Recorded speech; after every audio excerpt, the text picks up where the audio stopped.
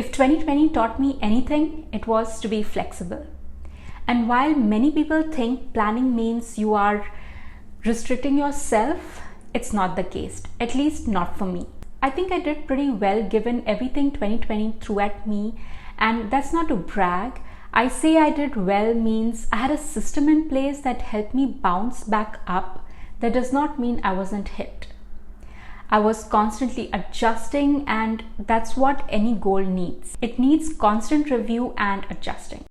2020 tested my 90-day planning system, and I'm happy to report it stood up. And then I discovered Notion. Frankly, I resisted it. I wanted to like this other app better because it looked pretty and colorful, but Notion won the battle because it's so intuitive. It's got so many features, you'd think it would overwhelm, but it doesn't. By the way, I'm not getting compensated in any way to say this. I'm just sharing what's helping me. There are so many people talking about Notion on YouTube, so if you are interested, I'll link a few videos that really helped me. But August Bradley is the one that made all the difference to me. He has videos on how you can create an entire system to manage your life on Notion, like an extension to your brain. And that's how I like to set things up. Systems that help me work on my goals, because setting goals in itself will not do anything.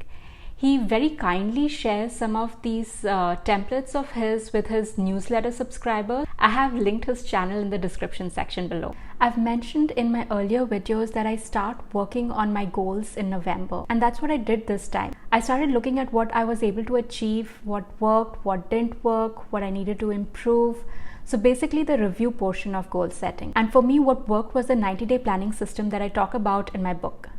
But what was getting difficult was having all this in my A5 planner. I use Google Keep and Google Calendar for planning, Google Sheets for content calendar, and Google Docs and Microsoft Word for writing. I have other tools that I use for writing, and I'll share that in another video, but these are the things that I use for my planning, and paper and pen because I need to write everything down. That's how I think. So I started that in November. I had been testing these two apps to plan my book. I was doing the same thing for both the apps, and I was able to see what was working for my situation, and I could narrow down on one app.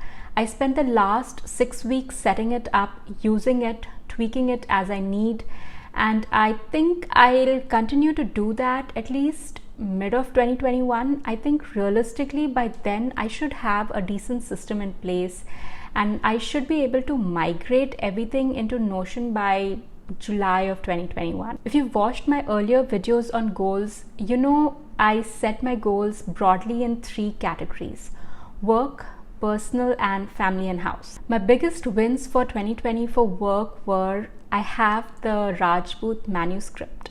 It's at a place where I feel confident that I'll be able to publish it. I worked on building my author platform, and the success of this YouTube channel has been at the center of that. I had about 20 people subscribe to my channel at the start of 2020, and now it's over 1300. My website is something I'm proud of. If you haven't checked the new website, I'd love for you to check it out. I'll also share it in the upcoming months, how I use the feedback from this video. Also, if you want to get in touch with me, my website is going to be the primary place. It's getting harder for me to be in so many places.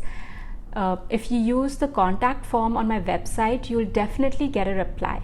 I mean, I'll still be replying to comments on my videos, but if you need to contact me, then my website is the place. And building my author platform also reflected in my book sales, which was so encouraging. Now for my 2021 goals, the broad goals, August Bradley calls them value goals. So my value goals for work are: I want to continue to grow my knowledge about the self-publishing industry, and I want to continue publishing books I'm proud of.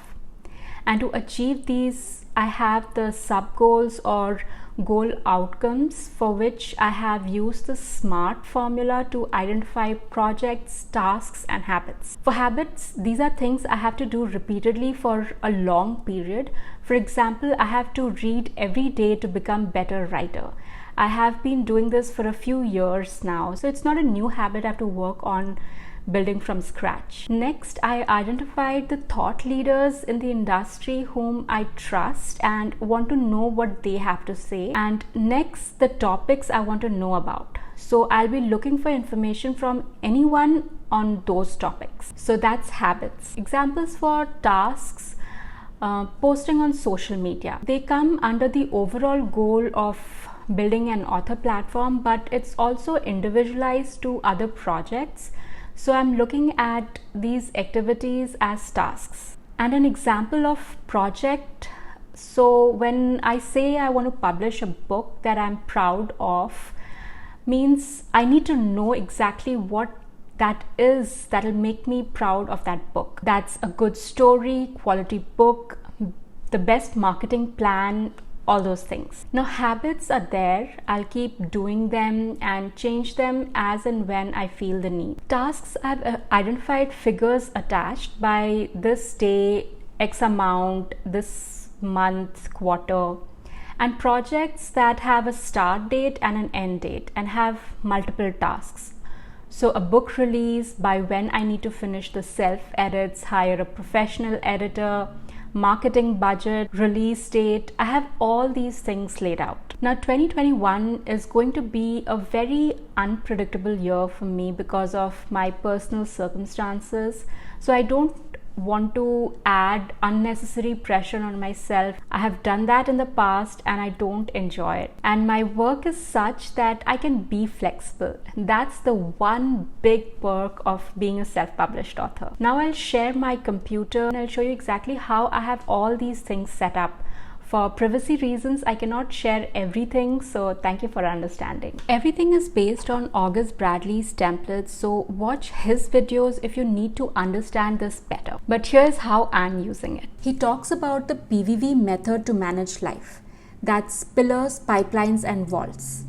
He uses system thinking, which to me sounded complex, but the way he breaks everything down and explains it, that helped me set up the system for myself, helped me personalize it to the work that I do, that's writing and publishing. And the versatility of Notions and his PVV system makes it easy to use it daily and to focus on a particular task. The whole system is designed to help you focus.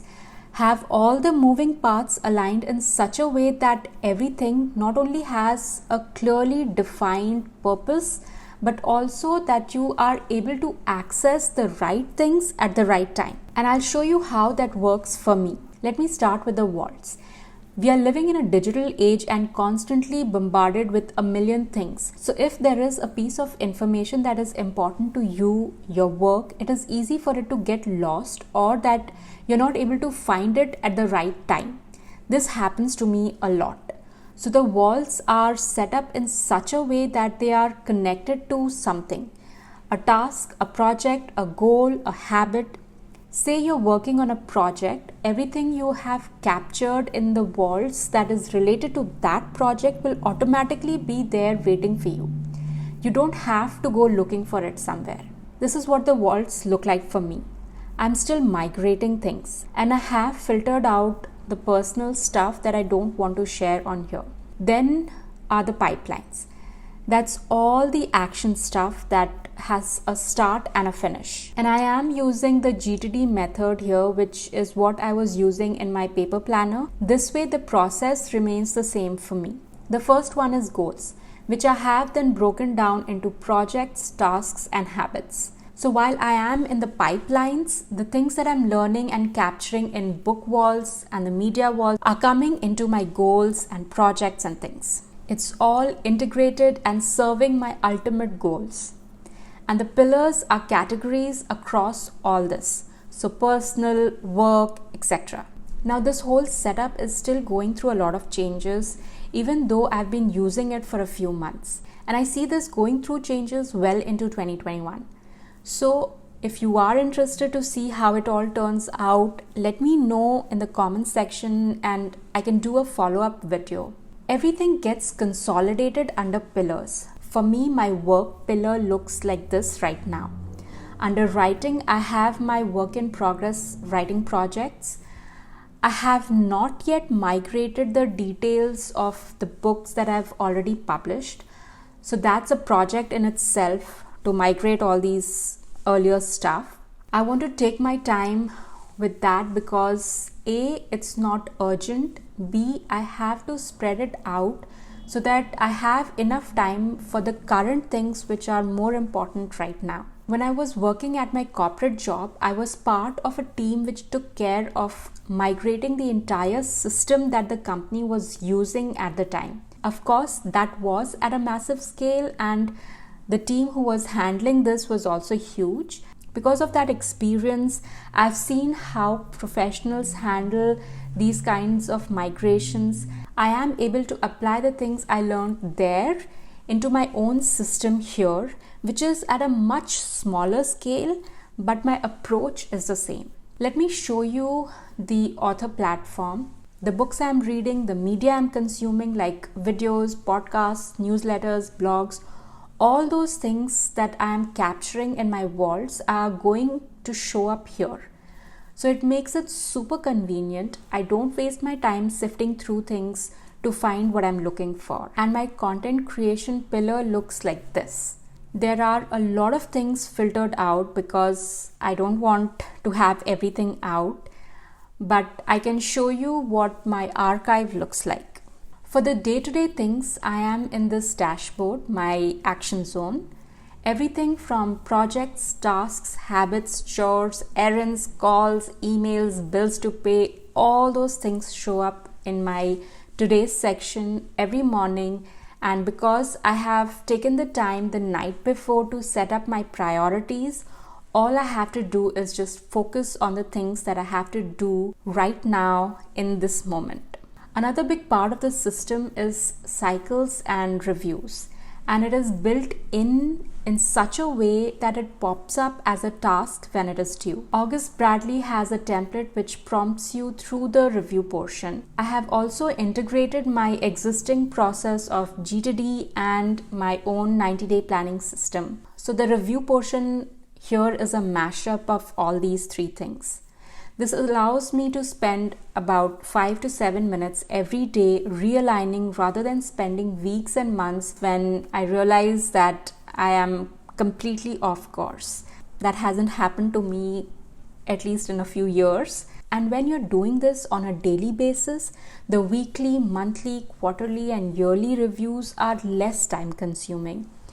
And I like to focus on different aspects of the entire system during monthly, quarterly, and yearly reviews. And because I'm taking care of the daily review stuff on a day-to-day basis, I don't have to spend too much time on the unnecessary, the minute things. And that was the biggest advantage for me to switch to Notion. This is how I'm using it. If you found it interesting, check out August Bradley's video. Sign up for his newsletter. He shares most of the templates which you saw me using. He gives it away for free to his subscribers.